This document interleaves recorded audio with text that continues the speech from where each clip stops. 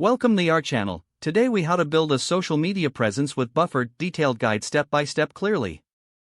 Begin by defining your goals for social media presence. Identify your target audience to ensure your content resonates with them. Sign up for a Buffer account if you haven't already. Choose a plan that suits your needs, whether it's free or a premium option. Connect your social media accounts to Buffer.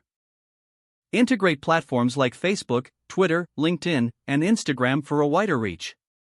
Create a content calendar to plan your posts ahead of time. Decide on the type of content you want to share, such as images, articles, or videos. Use Buffer's scheduling feature to set specific times for your posts to go live. Analyze peak usage times for your target audience to maximize engagement. Craft engaging captions and headlines that draw in your audience.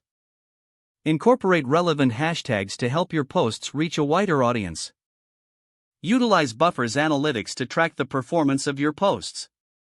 Regularly review engagement metrics like likes, shares, and comments. Adapt your strategy based on the insights gained from your analytics. Engage with your audience by responding to comments and messages promptly. Experiment with different types of content to see what resonates best. Monitor trends in your industry to keep your content fresh and relevant. Maintain consistency in your posting schedule to build audience trust.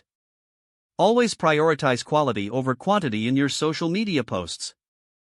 Continue refining your strategy based on ongoing feedback and analytics. With time, your social media presence will grow stronger and more impactful. If the page does not load, refresh the browser or try again in a private or incognito window. Make sure you are using the correct email address, then retype it carefully to avoid small typos. If your password is not accepted, use the reset option and create a new strong password you can remember.